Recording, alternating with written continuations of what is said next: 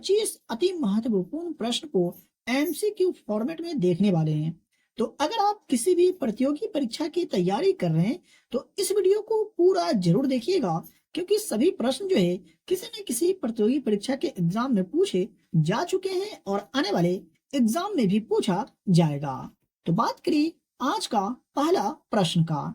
तो संविधान के किस भाग में पंचायती राज व्यवस्था के प्रावधान है? यानी कहने का मतलब ये हुआ कि संविधान के किस भाग में पंचायती राज व्यवस्था से संबंधित प्रावधान दिए गए हैं।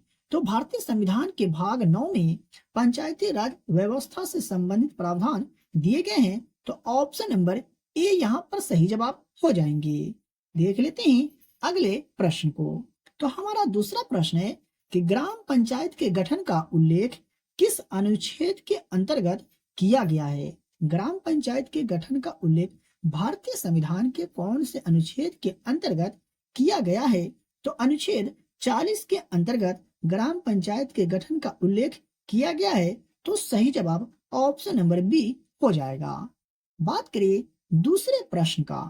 प्रश्न है संविधान की किस अनुसूची में पंचायतों की शक्ति को शामिल किया गया है? संविधान के कौन सी अनुसूची में पंचायतों की शक्ति को शामिल किया गया है?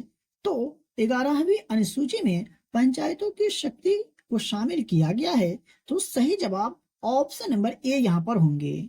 चलिए लेके चलते हैं दूसरे प्रश्न की ओर।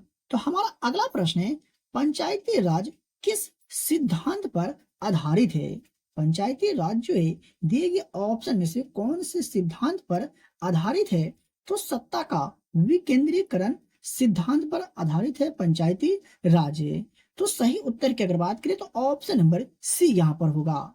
बात कर ले नेक्स्ट प्रश्न का। तो 5 नंबर प्रश्न है पंचायती राज किस संवैधानिक निर्देशों के तहत स्थापित किए गए हैं? तो पंचायती राज जो है राज्य के नीति निर्देशक तत्व के संवैधानिक निर्देशों के तहत स्थापित किए गए हैं। तो सही उत्तर हो जाएगा ऑप्शन नंबर सी। मेरे प्यारे दोस्तों, आप यहाँ तक आ गए और अभी तक वीडियो को लाइक नहीं किए तो वीडियो को लाइक करें, और चैनल पर पहली बार विजिट कर रहे हैं या हमारा वीडियो आप तक पहली बार पहुंचा है तो चैनल को सब्सक्राइब करके बेल आइकन को प्रेस जरूर कर लीजिए। अगला प्रश्न है 6 नंबर कि 73वां संविधान संशोधन किससे संबंधित है? काफी महत्वपूर्ण प्रश्न है, काफी बार यह जो प्रश्न एग्जाम में पूछे जा चुके हैं। तो 73वां संविधान संशोधन जो है ये पंचायती राज व्यवस्था से संबंधित है। तो सही उत्तर हो जाएगा ऑप्शन नंबर डी। लेके चलते हैं दूसरे प्रश्न की ओर। तो हमारा 7 नंबर प्रश्न है भारत में पंचायती राज व्यवस्था किसके अंतर्गत रखी गई है? तो भारत में पंचायती राज जो है राज्य के नीति निर्देशक सिद्धांत के अंतर्गत रखी गई है। ऑप्शन नंबर सी यहाँ पर सही उत्तर हो जाएगा। अगले प्रश्न की अगर बात करें तो किस संवैधानिक संशोधन ने पंचायती राज संस्थाओं को संवैधानिक दर्जा दिया? किस संवैधानिक संशोधन के तहत? तो याद रखेंगे 73वां संविधान संशोधन अधिनियम 1992 के तहत जो है सो संवैधानिक दर्जा दिया गया है पंचायती राज संस्थाओं को। सही उत्तर हो जाएगा ऑप्शन नंबर सी। अगला प्रश्न की अगर बात किया जाए तो भारतीय संविधान की 11वीं अनुसूची में कितने विषय हैं? भारतीय संविधान की 11वीं अनुसूची में कितने विषय हैं? तो 29 विषय हैं भारतीय संविधान की 11वीं अनुसूची में। नेक्स्ट प्रश्न की अगर बात करें तो पंचायती राज निकायों के लिए दलगत चुनाव की सिफारिश डैश ने की थी? पंचायती राज निकायों के लिए दलगत चुनाव की सिफारिश निम्नलिखित में से कौन सी समिति ने की थी? तो अशोक मेहता समिति ने किए थे पंचायती राज निकायों के लिए। तो ऑप्शन नंबर डी यहाँ पर सही उत्तर हो जाएंगे। बात कर ले अगला प्रश्न का। तो 73वें संवैधानिक संशोधन अधिनियम के अनुसार पंचायत का कार्यकाल कितना होता है? तो याद रखेंगे 5 वर्ष होता है 73वें संवैधानिक संशोधन अधिनियम के अनुसार पंचायत का कार्यकाल। तो ऑप्शन नंबर ए यहाँ पर सही उत्तर हो जाएगा।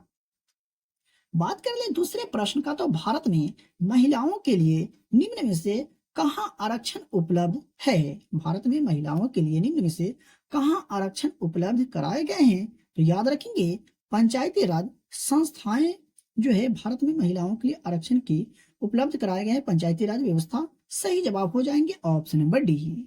नेक्स्ट प्रश्न की अगर बात करें तो 13 नंबर प्रश्न है, पंचायत के लिए चुनाव कराने का निर्णय किसके द्वारा लिया जाता है? तो पंचायत के लिए चुनाव कराने का निर्णय जो है राज्य सरकार के द्वारा लिया जाता है, तो ऑप्शन नंबर सी सही उत्तर हो जाएगा। बात कर ले दूसरा प्रश्न का, तो भारत में पंचायती राज की शुरुआत कब हुई थी? तो भारत में पंचायती राज की शुरुआत कब की गई थी? तो 2 अक्टूबर 1959 को भारत में पंचायती राज की शुरुआत की गई थी। बात कर ले नेक्स्ट प्रश्न का, तो पंचायती राज सर्वप्रथम किस राज्य में लागू किया गया था? पंचायती राज की अगर बात करें तो सबसे पहले भारत के कौन से राज्य में लागू की गई थी? तो राजस्थान राज्य में लागू की गई थी पंचायती राज सबसे पहले। कब? तो 2 अक्टूबर 1959 को। और राजस्थान के कौन से जिला में? तो नागौर जिला में। इसे आप याद रखेंगे। बात कर ले 16 नंबर प्रश्न का, तो भारत में पंचायती राज स्थापित करने वाले प्रथम 2 राज्य जो है कौन से थे? तो भारत में पंचायती राज स्थापित करने वाले प्रथम 2 राज्य निम्नलिखित में से कौन थे? तो राजस्थान और आंध्र प्रदेश जो है, ये दोनों राज्य जो है पंचायती राज स्थापित करने वाले 2 राज्य थे पहली बार। तो ऑप्शन नंबर सी यहाँ पर सही उत्तर हो जाएगा। 17 नंबर प्रश्न की अगर बात करें तो भारत में त्रिस्तरीय पंचायती राज व्यवस्था के लिए किस समिति ने सिफारिश की थी? तो भारत में त्रिस्तरीय पंचायती राज व्यवस्था के लिए बलवंत राय समिति ने सिफारिश की थी। आपको कंफ्यूज बिल्कुल भी नहीं होना है। ऑप्शन नंबर ए यहाँ पर बिल्कुल सही उत्तर हो जाएगा। अगर आपको किसी भी प्रश्न के उत्तर में डाउट हो तो आप हमसे कमेंट बॉक्स में कमेंट करके पूछ सकते हैं। नेक्स्ट प्रश्न है 18 नंबर, कि भारत में पंचायती राज व्यवस्था का वास्तुकार किसे कहा जाता है? तो भारत में पंचायती राज व्यवस्था का वास्तुकार की अगर बात करें तो B.R. मेहता समिति को कहा जाता है। तो सही उत्तर होगा ऑप्शन नंबर सी। चलिए देखते हैं दूसरे प्रश्न को। तो 19 नंबर प्रश्न है, ग्राम सभा का सदस्य बनने के लिए न्यूनतम आयु कितनी होनी चाहिए? तो ग्राम सभा का सदस्य बनने के लिए न्यूनतम आयु की अगर बात करें तो 18 वर्ष और उससे अधिक होनी चाहिए ग्राम सभा का सदस्य बनने के लिए न्यूनतम आयु। तो ऑप्शन नंबर बी सही उत्तर हो जाएगा। बात करें 20 नंबर प्रश्न का, तो निम्नलिखित में से किसे पंचायत अध्यक्ष के रूप में भी जाना जाता है? निम्नलिखित में से किसे पंचायत अध्यक्ष के रूप में जाना जाता है? तो सरपंच को पंचायत अध्यक्ष के रूप में भी जाना जाता है। तो ऑप्शन नंबर बी सही उत्तर हो जाएगा। 21 नंबर प्रश्न है कि पंचायत समिति के सदस्य डैश होते हैं। जो पंचायत समिति के सदस्य होते हैं निम्नलिखित में से क्या होते हैं? तो याद रखेंगे, जनता द्वारा सीधे चुने जाते हैं पंचायत समिति के सदस्य। सही उत्तर होगा ऑप्शन नंबर सी। अगला प्रश्न की अगर बात करें तो 22 नंबर प्रश्न है, अशोक मेहता समिति का गठन कब किया गया था? अशोक मेहता समिति की अगर बात करें तो इसका गठन कब किया गया था? तो 1977 में अशोक मेहता समिति का गठन किया गया था। सही उत्तर हो जाएगा ऑप्शन नंबर सी। चलिए देख लेते हैं दूसरे प्रश्न को। बात करें कुछ अधिक जानकारी की, तो पंचायती राज पर अशोक मेहता समिति को 1977 में नियुक्त किया गया था और समिति की नियुक्ति जनता सरकार ने की थी और समिति को पंचायती राज संस्थाओं पर समिति के रूप में भी जाना जाता है। आई होप कि आपको समझ में आ गया होगा। अगला प्रश्न है, निम्नलिखित में से कौन सी समिति भारत में पंचायती राज से संबंधित नहीं है? दिए गए ऑप्शन में से वो कौन सी समिति है जो भारत में पंचायती राज से संबंधित नहीं है? तो आपको बिल्कुल भी कंफ्यूज नहीं होना है। NR नारायण मूर्ति समिति का जो संबंध है पंचायती राज से नहीं है। तो ऑप्शन नंबर बी सही उत्तर हो जाएंगे।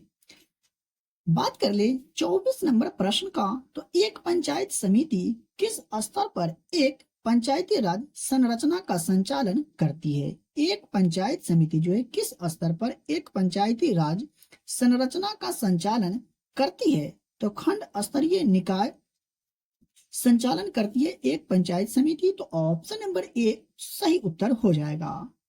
आज का 25 नंबर प्रश्न है कि किस संवैधानिक संशोधन ने पंचायतों में महिलाओं को आरक्षण प्रदान किया? किस संविधान संशोधन के तहत पंचायत में महिलाओं को आरक्षण प्रदान किया गया है? तो याद रखेंगे 73वें संविधान संशोधन के तहत पंचायतों में महिलाओं को आरक्षण प्रदान किए गए हैं। तो ऑप्शन नंबर बी सही उत्तर हो जाएगा। तो मेरे प्यारे दोस्तों, ये थे 25 अति महत्वपूर्ण प्रश्न जो आने वाले सभी प्रतियोगी परीक्षाओं के लिए काफी महत्वपूर्ण है और यहाँ से प्रश्न आपको अपने एग्जाम के पेपर में देखने को जरूर मिलेंगे। तो वीडियो पसंद आया हो तो वीडियो को लाइक करें और चैनल पर पहली बार विजिट करें तो चैनल को सब्सक्राइब करके बेल आइकन को प्रेस करें और इस वीडियो को अपने उन दोस्तों तक शेयर जरूर करें जो लोग विभिन्न प्रतियोगी परीक्षा की तैयारी कर रहे हैं। फ्री में पीडीएफ प्राप्त करने के लिए वीडियो के डिस्क्रिप्शन में दिए गए टेलीग्राम चैनल को ज्वाइन करें। तो चलिए मिलते फिर से एक नए वीडियो में।